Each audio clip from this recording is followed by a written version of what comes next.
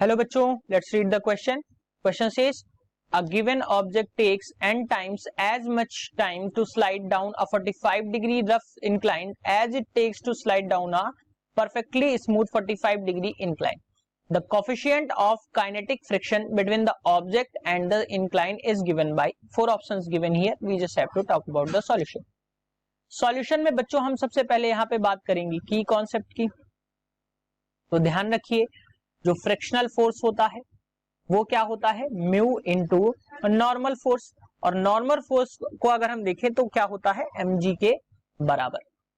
और न्यूटन के second law से अगर हम देखें तो F is equal to ma भी होता है. ये भी हमें ध्यान रखना है. ध्यान रखिए, म्यू जो है ये है आपका coefficient of friction, coefficient of friction. अब हम क्वेश्चन के अकॉर्डिंग देखें तो क्वेश्चन में क्या कह रहा है कि एक इंक्लाइंड प्लेन है जिसका एंगल जो है 45 डिग्री है.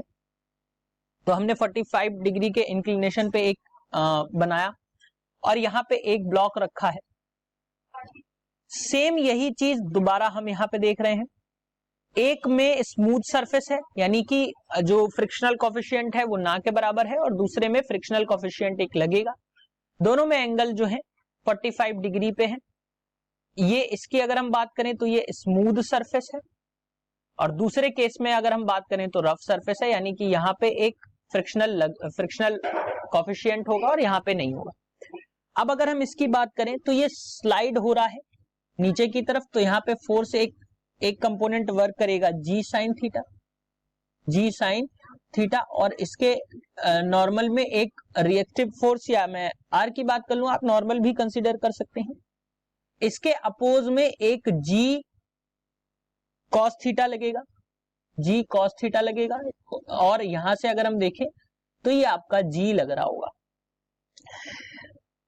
क्योंकि ये स्मूथ सरफेस है तो यहाँ पे जो म्यू है वो होगा ही नहीं, क्योंकि फ्रिक्शनल नहीं होगा. अब यहाँ पे अगर हम देखें रफ की बात करें तो अगेन सारे कंपोनेंट्स वही होंगे, यानी कि ये आर होगा. आर के अपोज में आपको जी कॉस थीटा मिल जाएगा. यहां से थीटा एंगल बन रहा होगा और ये आपको मिल जाएगा जी के बराबर. और यहां डाउनवर्ड जो है वो एक्ट कर रहा होगा कंपोनेंट जी साइन थीटा. और यहां से अगर हम देखें तो यहां पे एक अगेन म्यू लग रहा है, तो यानी कि यहां पे एक कंपोनेंट वर्क करेगा mu S G cos theta के बराबर. बच्चों मास को हम यहाँ पे कंसीडर नहीं कर रहे हैं, क्योंकि ये डिडक्ट होने वाली वैल्यू है, दोनों में हम डिडक्ट कर देंगे, इसलिए मैंने यहाँ पे m की वैल्यू, बेसिकली m सभी में मल्टीप्लाई होगा, लेकिन मैंने यहाँ पे कट जाएगी इसलिए वैल्यू को कंसीडर नहीं किया है. अब अगर हम रफ सरफेस की बात करें तो रफ सरफेस की अगर हम बात करें, यानी कि इस सरफेस की बात करें, तो यहाँ पे फोर्स जो होगा वो क्या होगा, तो वो मैं आपको लिख देता हूं. फोर्स जो होगा mg sine theta minus mu S mg cos theta, और ये बराबर होगा आपके फ्रिक्शनल मास इनटू एक्सीलरेशन, यानी ma के बराबर. अब यहां से अगर हम देखें तो थीटा की वैल्यू है 45, तो यहां से आपको जो वैल्यू मिल जाएगी, m को कॉमन लेके काट देंगे, इसलिए मैंने कंसीडर नहीं किया था.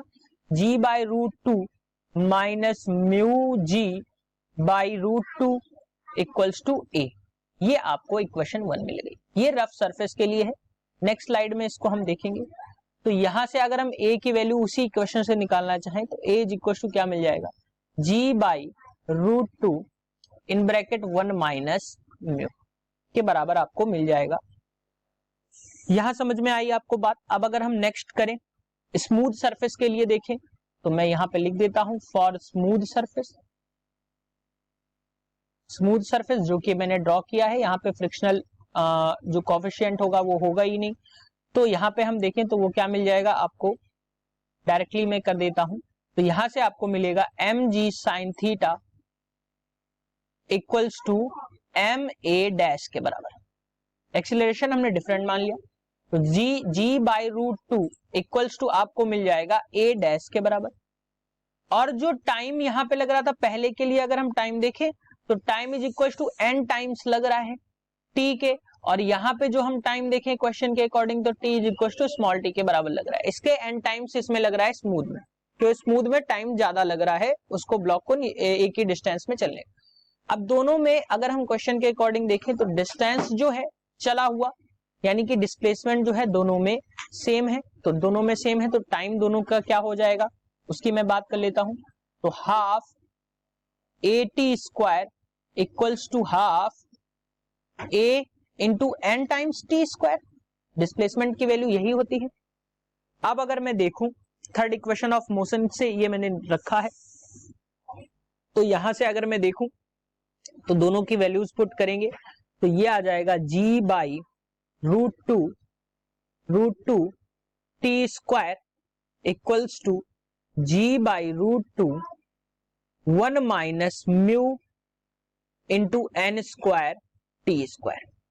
जब हम यहां से सॉल्व करेंगे तो ये वैल्यूज आपकी जो मिलेंगी वो मिलेंगी n square 1 minus mu equals to 1, तो 1 माइनस म्यू इक्वल्स टू आपको मिल जाएगा 1 बाई एन स्क्वायर। सो अगर हम यहां से देखें तो म्यू की वैल्यू जो आपको मिलेगी वो मिल जाएगी 1 माइनस 1 बाई एन स्क्वायर, यानी म्यू की वैल्यू जो मिली कोफिशिएंट ऑफ फ्रिक्शन की वैल्यू जो आपको मिली मैंने म्यू एस कंसीडर किया है तो हम यहाँ पे म्यू एस रख देंगे। क्वेश्चन में म्यू एस नहीं है तो आप वहां पे म्यू ही मानेंगे, तो म्यू एस जो मिला वो आपको मिला 1 minus 1 by n square. So options की बात करें तो option 1 is the correct answer for this question. Hope you understood it well. Best of luck.